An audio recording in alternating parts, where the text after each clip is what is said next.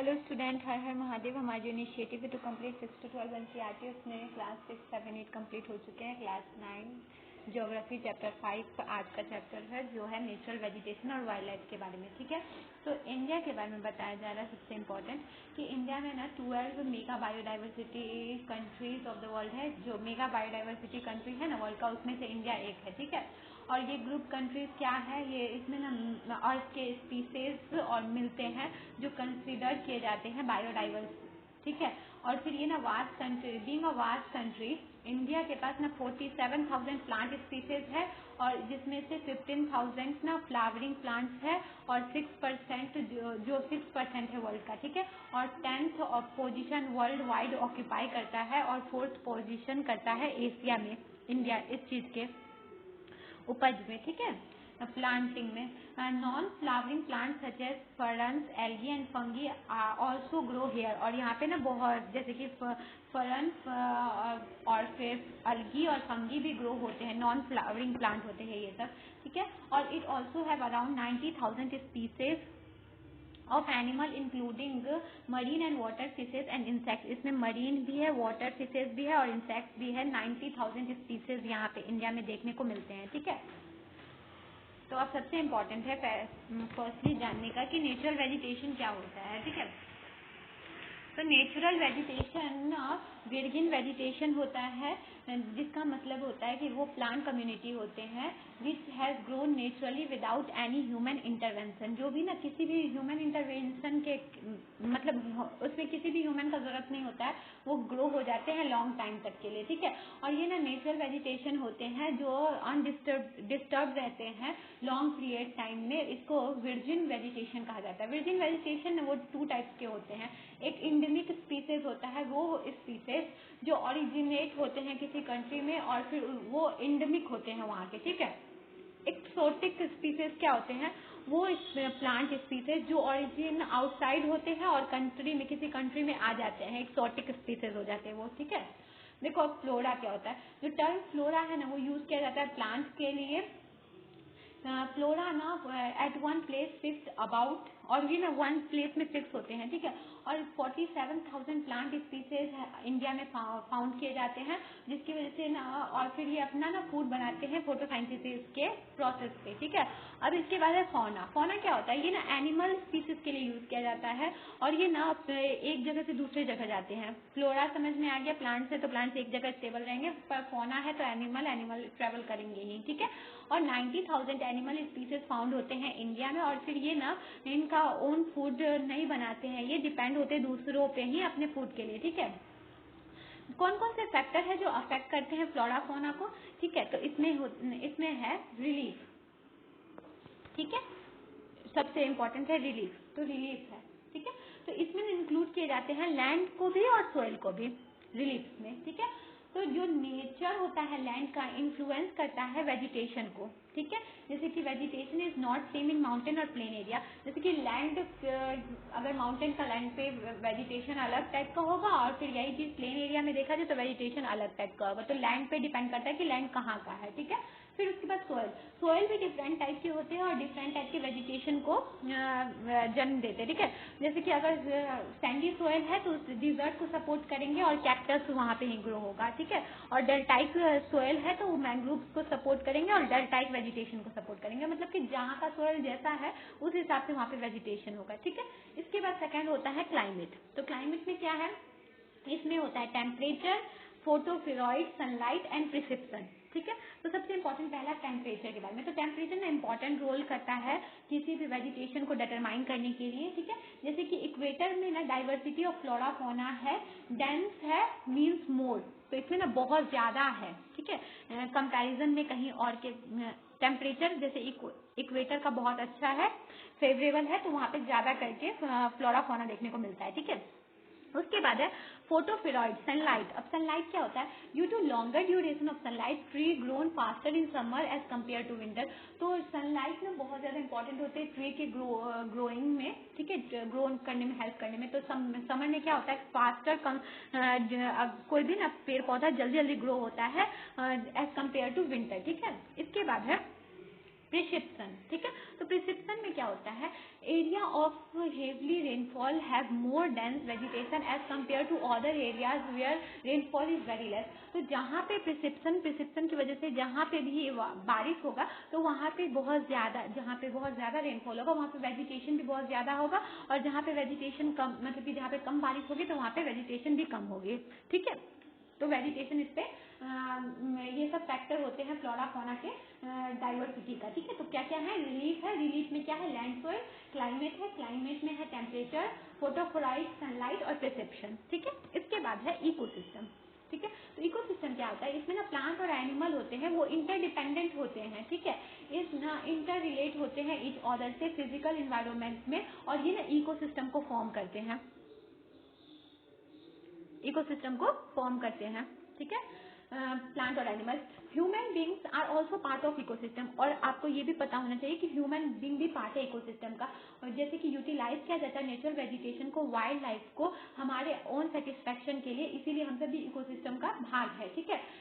और जो यूटिलाइजेशन होता है रिसोर्स का, जैसे कि कट करना ट्री को, किल करना एनिमल को, इससे ना हम सब क्या कर दिए हैं, इकोलॉजिकल इम्बैलेंस पैदा कर दिए हैं, क्योंकि हम सब अपने शौक अरमान के लिए क्या करते हैं, इकोलॉजी को बर्बाद कर रहे हैं और ज्यादा से ज्यादा उसका दोहन कर रहे हैं, क्या कर रहे हैं, कट कर रहे हैं ट्रीज को, किल कर रहे हैं एनिमल्स को, इसीलिए, ठीक है। लार्ज इकोसिस्टम ना डिस्टिंक्ट टाइप ऑफ प्लांट्स और एनिमल होते हैं वहाँ पे, जिसको बायोइम कहा जाता है, ठीक है।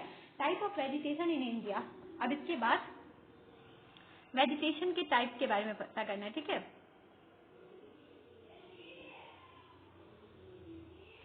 तो वेजिटेशन के टाइप क्या है, ट्रॉपिकल रेन फॉरेस्ट है, ट्रॉपिकल डेसिडियस फॉरेस्ट है, ट्रॉपिकल थ्रोन फॉरेस्ट है, स्क्रब्स, माउंटेन फॉरेस्ट है और मैंग्रोव फॉरेस्ट है। तो सबसे इंपॉर्टेंट है ट्रॉपिकल रेन फॉरेस्ट, सबसे पहला, जिसको ना क्या बोला जा सकता है, टॉपिकल एवरग्रीन फॉरेस्ट भी बोला जा सकता है, ठीक है। तो इसमें ना क्या होता है, ये फॉरेस्ट ना रिसीव करते हैं बहुत हेवी रेनफॉल, ठीक है, हेवी रेनफॉल रिसीव करते हैं, और ये ना ट्री यहाँ के टॉल होते हैं, हाइट में 60 मीटर और मोर, और फिर यहाँ के जो एनिमल होते हैं इसमें, यहाँ इस फॉरेस्ट में कौन कौन से एनिमल होते हैं, elephant, monkey, rhinoceros. Important trees यहाँ कौन कौन से हैं, महोगनी, रोजवुड, रेडिस, ये सब फाउंड किए जाते हैं इस फॉरेस्ट में, ठीक है। और इसका लोकेशन कहाँ है, वेस्टर्न घाट में, असम में, मेघालय में और अदर नॉर्थ ईस्टर्न इंडिया में, ठीक है। इंडिया के कंपेरिजन में इसको बताया जा रहा है, ठीक है। सेकेंड है ट्रॉपिकल डेसिडियस फॉरेस्ट, ये ना ये वो उस टाइप के फॉरेस्ट होते हैं, ये इंडिया में ना कॉमन टाइप के फॉरेस्ट है जो इंडिया में फाउंड किए जाते हैं। ट्रॉपिकल डेसिडियस फॉरेस्ट ना वो भी दो तरीके के होते हैं, ठीक है। तो एक होता है ड्राई डेसिडियस फॉरेस्ट और एक होता है मॉइस्ट डेसिडियस फॉरेस्ट, ठीक है। तो कॉमन जो एनिमल होते हैं यहाँ पे वो होते हैं लायन, टाइगर, डियर, ठीक है। और यहाँ पे जो इंपॉर्टेंट ट्रीज होते हैं वो बम्बूज के होते हैं, पीपल के होते हैं, नीम के, सैंडलवुड के। और ये लोकेशन कहाँ कहाँ है इंडिया में जहाँ पे ये सब ट्रॉपिकल डेसिडुअस फॉरेस्ट देखने को मिलते हैं, तो वो है झारखंड, उड़ीसा और छत्तीसगढ़, ठीक है। इसके बाद है थ्रोन फॉरेस्ट और स्क्रब्स। तो ना ये फॉरेस्ट फाउंड किए जाते हैं लो रेनफॉल के एरिया में, जहाँ पे बहुत ज़्यादा कम रेनफॉल होते हैं, बहुत कम रेनफॉल होते हैं, और ये स्केटर्ड होते हैं और इसमें लॉन्ग रूट्स होते हैं, ठीक है। ये यहाँ पे कॉमन एनिमल कौन कौन से देखने को मिलते हैं आपको, कैमल, रैट, लायन, टाइगर, ठीक है। और ये जो है इंपॉर्टेंट ट्रीज यहाँ पे देखने को मिलेंगे, कैक्टस के, पाम के, अकियास के और इक्रोबियंस के, ठीक है। और ये लोकेशन इंडिया में कहाँ का देखने को मिलेगा, ये कहाँ कहाँ पे आपको ये थ्रोन फॉरेस्ट को देख सकते हैं, स्क्रब्स को देख सकते हैं, पार्ट ऑफ गुजरात में और राजस्थान में, ठीक है। इसके बाद होता है माउंटेन फॉरेस्ट, इसके बाद है माउंटेन फॉरेस्ट, माउंटेन फॉरेस्ट, ठीक है। तो ये क्या होते हैं, ये माउंटेन रीजन में फाउंड किए जाते हैं, इक्वेटर से टुंड्रा रीजन में नियर पोल के पास, और ये ना चेंज करते हैं अपने पैटर्न को और इसको माउंटेन फॉरेस्ट कहा जाता है। ये कॉमन एनिमल यहाँ पे कौन कौन देखने को मिलते हैं, yak, snow leopard, Kashmir stag, और इम्पॉर्टेंट ट्रीज यहाँ पे कौन कौन देखने को मिलते हैं, oak, pines, silver, fir, etc, ठीक है। और ये लोकेशन इंडिया में आपको कहाँ कहाँ मिल जाएगा, कि माउंटेन फॉरेस्ट देखने को आपको कहाँ कहाँ मिलेगा इंडिया में, ठीक है। ये वेस्टर्न घाट में मिलेगा, जैसे कि कर्नाटक हुआ, केरल हुआ, तमिलनाडु हुआ, पार्ट ऑफ हिमालय में मिलेगा और नॉर्थ ईस्ट इंडिया में भी मिलेगा, ठीक है। इसके बाद है मैंग्रोव फॉरेस्ट के बारे में, ठीक है। ये फाउंड किए जाते हैं कोस्टल एरिया में, और ये ना फॉरेस्ट प्लेन होते हैं और सबमर्ज होते हैं वाटर के अंदर, ठीक है। यहाँ पे कॉमन एनिमल जो देखने को मिलते हैं, रॉयल बंगाल टाइगर होते हैं, टर्टल होते हैं, क्रोकोडाइल होते हैं। यहाँ इंपॉर्टेंट ट्रीज होते हैं, सुंदरी ट्री, पाम, कोकोनट, और ये लोकेशन इंडिया में आपको कहाँ का देखने को मिलेगा, delta region of river Ganga और ब्रह्मपुत्रा के पास और महानदी के पास, ठीक है। Condition of wild life in India, अब देखो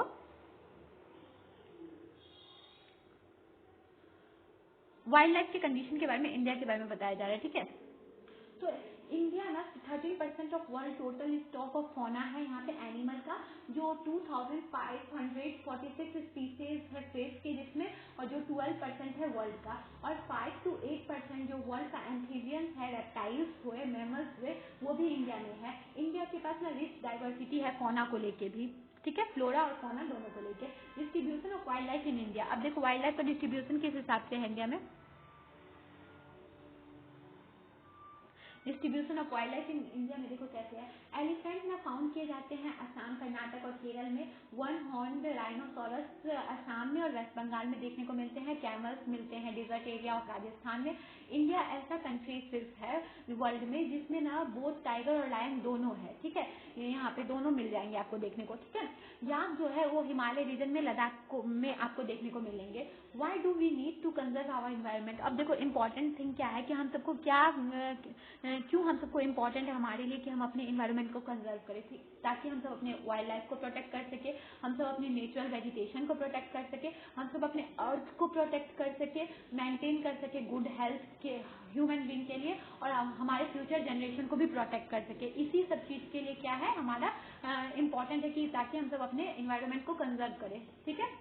अब गवर्नमेंट कुछ कुछ स्टेप लिए हैं जिससे प्रोटेक्ट कर सके फ्लोरा और फौना को, ठीक है। तो इसमें ना है कि 14 बायोस्फीयर रिजर्व बनाया गया है ताकि फ्लोरा और फौना को मतलब बचाया जा सके। जैसे सुंदरबन बायोस्फीयर है वेस्ट बंगाल में, इसका एक एग्जाम्पल, ठीक है।